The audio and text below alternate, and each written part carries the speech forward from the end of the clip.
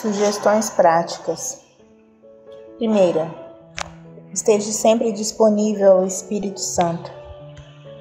Muitas vezes ele não consegue manifestar-se porque não estamos disponíveis. Frequentemente pensamos que é suficiente estarmos ali para orar. Quando vamos a uma reunião de oração corporativa, devemos curvar a cabeça e deliberadamente fazer-nos disponível para o seu uso, de qualquer forma que ele queira. Alguns cristãos ficam muito tensos com assuntos da manifestação do Espírito Santo, mas isso não é desculpa para não ficarmos disponíveis. Pode ser que ele queira colocar um texto bíblico em seu coração, que será uma palavra de conhecimento, ou uma palavra de sabedoria, ou mesmo uma declaração profética, que conceda luz a uma situação ou problema. Contudo, nós precisamos estar disponíveis a Ele.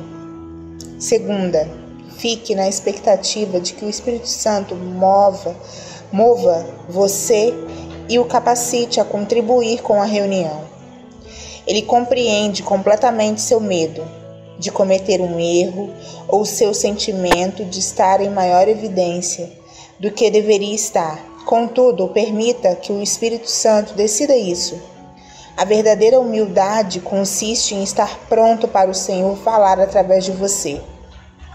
Terceira, aprenda com todo o erro que você cometer. Lembre-se de que todos nós cometemos erros. Aprendemos mais com os nossos erros à medida que crescemos do que qualquer outra forma. O que conta é o que fazemos com nossos erros. É falsa humildade entrar em profunda depressão quando cometemos erros e continuar nos flagelando. Em uma reunião de oração corporativa, o problema é que todos sabem quando cometemos um erro, e nosso orgulho e autoestima recebem um duro golpe. Se, contudo, aprendermos com os erros cometidos, cresceremos na graça e no conhecimento do Senhor Jesus Cristo. Lembro-me da história de um irmão que disse: "Assim diz o Senhor, não temam, meus filhos, pois eu estou com vocês.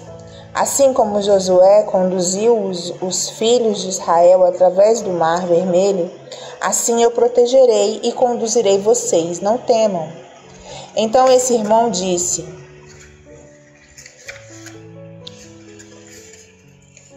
"O Senhor diz, eu cometi um engano. Foi Moisés que conduziu o povo através do Mar Vermelho, e não Josué. Isso foi um erro cometido diante de todo mundo, e obviamente não era uma manifestação do Espírito. Esperamos que esse irmão tenha aprendido com o seu erro. Quarta, seja você mesmo no Senhor. Não use uma voz artificial ou teatral quando o Espírito Santo se manifestar em você. Use sua voz normal e proceda da forma em que normalmente procede. Lembre-se apenas de falar alto para que todos possam ouvi-lo. Qual é a diferença entre a voz normal que você usa em oração e a expressão de algum dom? Por que achamos que nós nos tornamos como atores das peças de Shakespeare quando fazemos o uso de algum dom?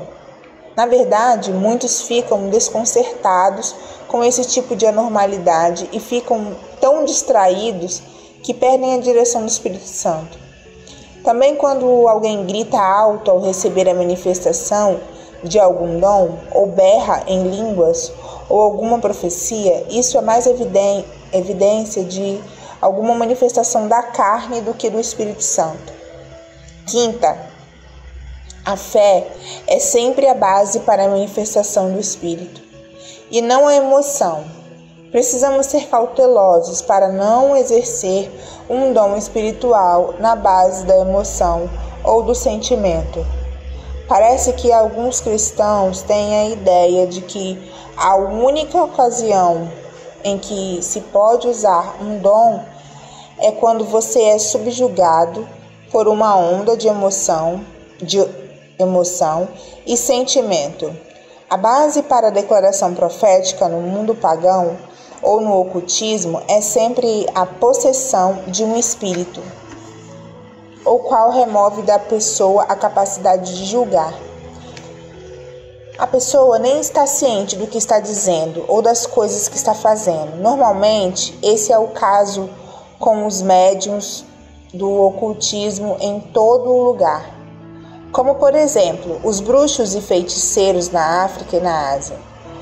Mas quando o Espírito Santo se manifesta por meio de um crente, este está sempre de posse do seu juízo normal. Talvez o crente não entenda tudo o que o Senhor está dizendo por meio dele e precise indagar do Senhor o sentido daquilo, mas sua mente não fica desligada. Lembre-se das palavras do apóstolo Paulo: os espíritos dos profetas estão sujeitos aos próprios profetas, porque Deus não é de confusão, e sim de paz. 1 Coríntios 14, 32, 33. Sexta dica, sexta sugestão. Os dons espirituais jamais devem ser usados para manipular ou para impor a opinião de alguém em uma reunião de oração corporativa. Isso é sempre operação da carne. É interessante a esse respeito lembrar a proibição do Senhor quanto ao uso do óleo da unção diretamente sobre a carne. Veja em Êxodo 30, 31 a 33. Quando algum filho de Deus insiste em usar má oração corporativa, tentando de uma forma ou de outra manipular a reunião e impor a sua própria opinião, os irmãos responsáveis pela reunião de oração devem falar com essa pessoa e tentar corrigi-la. Por último, eu já disse anteriormente que a reunião de oração corporativa é como um termômetro que registra a saúde ou a enfermidade de uma comunidade ou uma assembleia. Na verdade, ela é o corpo do Messias em ação. O apóstolo Paulo, escrevendo aos Efésios, disse: mas, seguindo a verdade em amor, cresçamos em tudo naquele que é o cabeça, Cristo, de quem todo o corpo, bem ajustado e consolidado pelo auxílio de toda junta, segundo a justa corporação de cada parte, efetua seu próprio aumento para a edificação de si mesmo e em amor. Efésios 4, 15 a 16.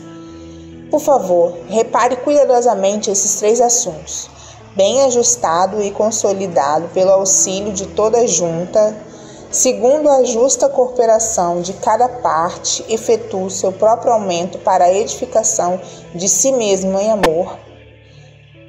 Não conseguimos crescer em todos os aspectos naquele que é o cabeça, nem podemos conhecer o funcionamento saudável e normal do corpo.